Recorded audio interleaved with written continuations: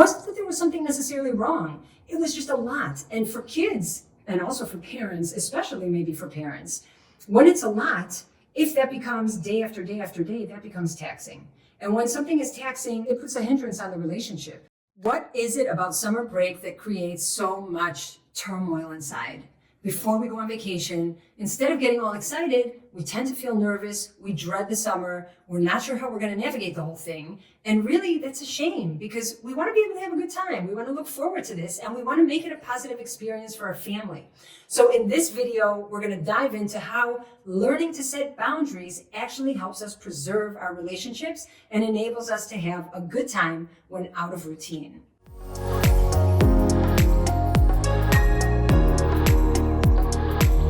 In last week's video, we touched on summer break. We talked about how we can orient our children to enable them to know what's coming up ahead of time and how that helps set them up for success.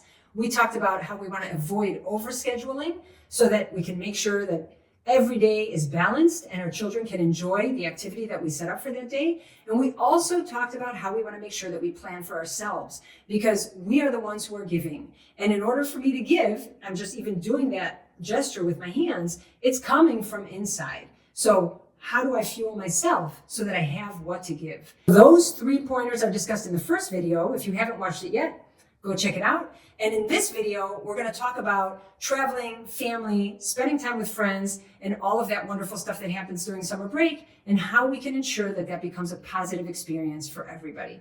As a young mom, we often came to Israel as our summer vacation. So we lived in Chicago. Our girls were born there. I had 2 girls at the time. They were younger, 3 and 5 years old. And I spent my summer vacations with my husband and my girls here in Israel, visiting his family. He has a wonderful family, a big family, lots of cousins. It was always so exciting to know that we were coming. But it was also a bit nerve-wracking inside for me as a mom who all of a sudden thought about all kinds of things that were aside from like going on a camel ride or spending some time in a hotel or eating delicious food by the sea. We did lots of fun things, but there were also lots of things that hit my insides and made me cringe a bit. Like, oi, how am I going to navigate that? Oh my God, what's going to be if it's too much? So I often didn't know what needed to happen in order to make my summer experience a positive one until I recognized that I needed to learn to put up boundaries. And boundaries are not to separate. Boundaries can actually preserve relationships. And when we understand that concept, we actually become intentional in setting a boundary in order to preserve the relationship.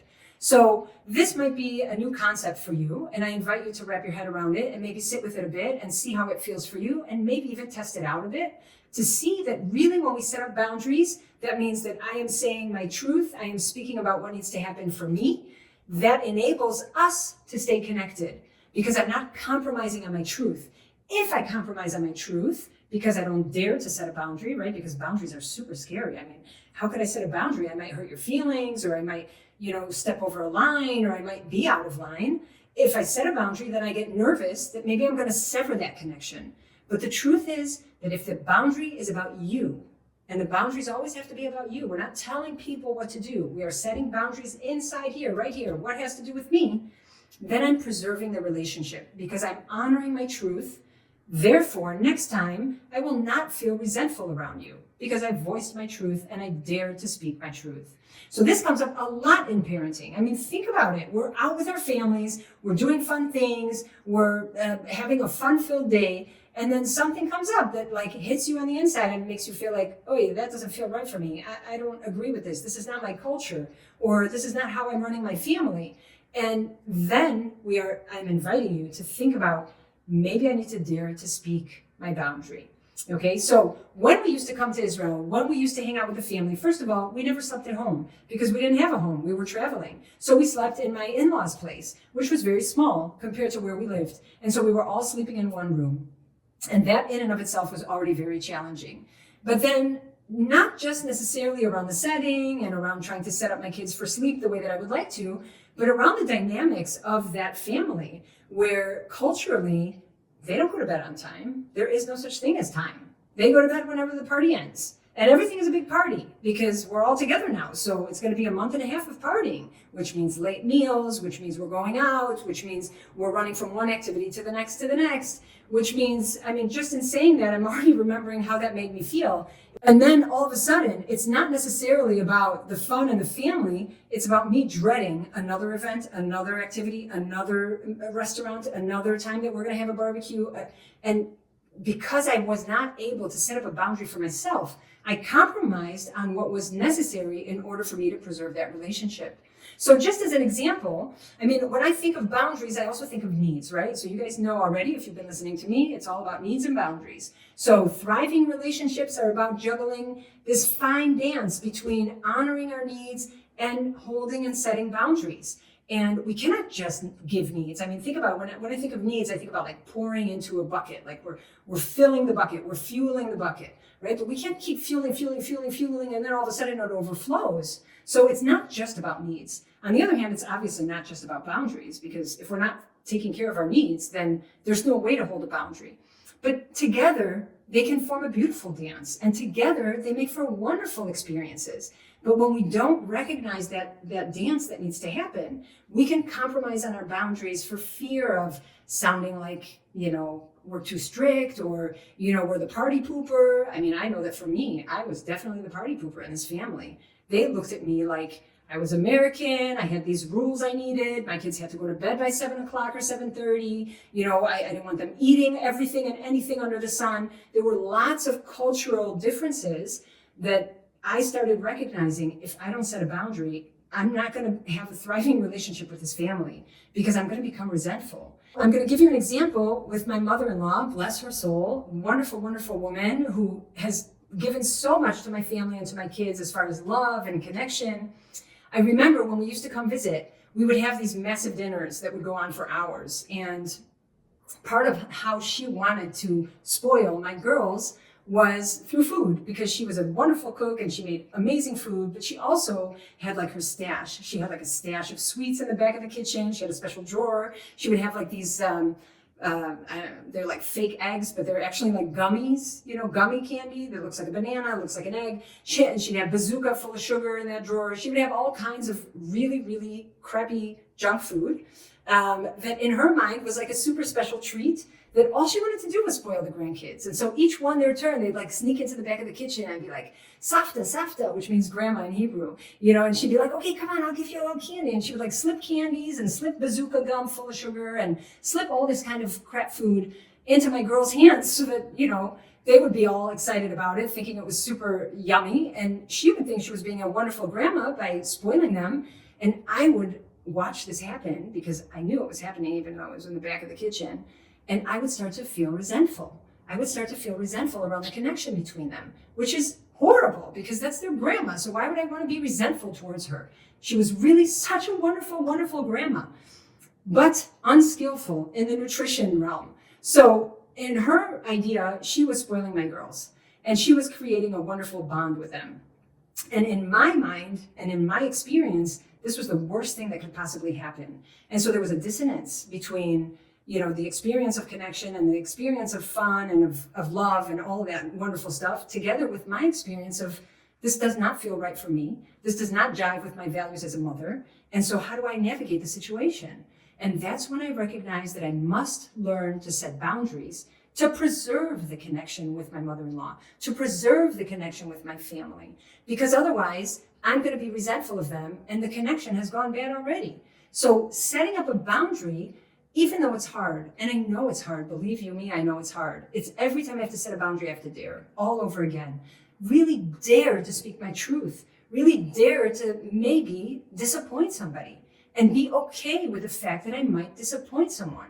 So when we're setting boundaries, first and foremost, we want to recognize that we are putting the boundary around what happens for us, okay? We are not telling people what to do, because telling people what to do is not setting a boundary. Yeah, boundaries have to do with me. Everything has to do just within myself and just within my family. So telling her not to give the girls candies does not work, right? We've tried that all. We all know that. But so how can I comfortably set up a boundary in order to be able to preserve this relationship? Because every summer we came to Israel, and every summer we would be together. And even randomly in the middle of the summer, she would come visit us. So that would happen even when we were back by us in Chicago. Putting the boundary looked like, first of all, me recognizing that this was the dynamic, and the all or nothing thinking was not going to work for me. So first of all, I had to be flexible in my thinking. So one piece of candy was going to have to be enough, and I was going to have to be okay with that. Even though it didn't feel like that would be something that I would necessarily want to do, there needed to be some sort of compromise in order to allow everybody to thrive within the dynamic. So my girls wanted to be able to get spoiled by their grandma. Grandma wanted to be able to make that deposit into my girls' little hearts by giving them things. And I wanted to have that fueling relationship together. So being flexible was necessary. So we decided, or I decided, one candy was going to be enough. And all the rest of the candies that would be given were put in a stash. And this is something that I was able to talk to my girls about. The second point we're going to focus on is needs. And you guys know, if you've been listening to me, that we talk about needs a lot. Because in my opinion, everything has to do with taking care of our needs. When our needs are taken care of, we're the best people we can be. And that's just how it is. When our kids have their needs taken care of, they're their best selves. And so when we're going to be on vacation, especially when we're going to be in a chaotic situation because we're out of the house and we're in a different culture or country and we're running our days differently than they're run at home, we definitely want to think about our needs. Are we meeting our children's needs? Are we taking our needs into consideration so that everybody can have this thriving dynamic while being on vacation? So you want to think about your needs. So for example, with this situation with my mother-in-law and the candies, the need here is nutrition, right? We said there's 5 needs. This specific need here is about nutrition. And so if nutrition is super dear to me, which it is, then watching somebody give my children junk food is going to create a sense of unease inside. And that is an invitation to set a boundary. That unease that you feel inside when you are not experiencing something that jives with your values is an invitation. It's not an invitation to curl up like a ball and be quiet and be like, oh my God, this is horrible. I hate this. Why is this happening to me? Which, by the way, I tried that one. It didn't really work for me. I was just miserable with that. But then recognizing that, wait a minute, we're going to be here for 6 weeks. I better make this work because otherwise this relationship is definitely going to take a toll. I'm going to end up feeling super resentful. And that's when I recognized I must put up a boundary. And the boundary is actually in order to preserve the connection with my family. It's necessary. Otherwise, it's not going to work. I'm just going to feel like things are happening that don't resonate with the way I want to parent, and I don't dare open my mouth. So for 6 weeks, I'm going to be swallowing my truth, which then is not going to make me want to come back, not going to allow me to have a good time. It's just going to create a negative dynamic with everybody involved. So the third point we're putting focus on is daring to speak the truth. And I'm saying daring because nobody feels comfortable speaking the truth. We all cringe, especially when we haven't seen our family for a year. And then we take this huge vacation and we travel 15 hours overseas to be able to sit in the same space as them. And then to think now I need to set boundaries. Ooh, it's not our idea of summer fun. However, when we learn to set boundaries, when we learn to dare to speak our truth, we can actually reap the benefits of a much better summer dynamic between us and our loved ones and between us and our children and our families. So when we're thinking about boundaries, I invite you to dare. I invite you to dare to speak your truth with the intention of preserving the relationship. So the boundary has to do with you. It doesn't have to do with them. It has to do with you. It's what is right for me. What works for me and my family. That needs to be voiced. So here specifically, we're talking about food and these little candies, and it's one silly example that was super meaningful to me, by the way. But this could be around sleep and when they go to sleep, where they go to sleep, they meaning your children, how they go to sleep. And because many family members will say, let them stay up, it's summer vacation, we can just have a big party. But summer vacation goes on day after day after day after day, and chaotic days with no set points around needs creates chaos for everyone involved. So it could be around sleep. It could be around how much you're moving or not moving. We're going from this activity to this activity to this activity to this activity because all the adults can maybe handle it. That doesn't necessarily mean my children can handle it. It also doesn't necessarily mean that I can handle it. So we need to check in with ourselves and see how things are working for us. And when we recognize that things are too much, which generally on vacation, they're too much. They're not too little. Yeah. When we're talking about summer vacation and happiness and fun and activities and traveling, generally what comes up there is it was too much. It was too intense. There was not enough downtime. My kids didn't get any connection with me. It's crazy. We were on vacation, but we didn't have any connection time because there were so many people and all the cousins and all the aunts and uncles, and that got slipped, it slipped somehow, and we missed fueling the connection with our children. So just knowing the 5 needs, just putting focus on those 5 needs allows you to know what's most important and keep your focus on what needs to happen for your family in order for everybody to thrive. And so you want to be able to dare to set boundaries around what's important for you and what's important for your children. And when you are met with resistance, which we will be met with resistance when we put up a boundary, it's important to stay focused on ourselves. This is what's right for us. So for example, another example, when I would put my girls to sleep, because I would put them to sleep at 7 or 7:30 every night, and I got met with massive resistance about how I was the party pooper and all the other cousins who are the same age are staying awake, and why am I doing this? I'm so rigid, I'm American, I want to put my kids in a box.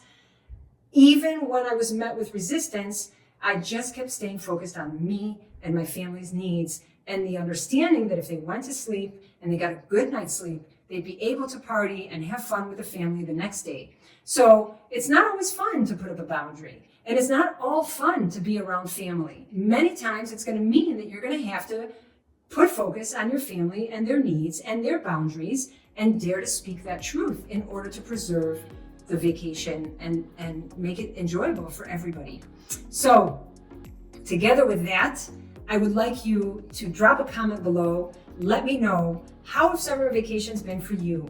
Where have you met resistance around boundaries? And did you dare to speak your truth?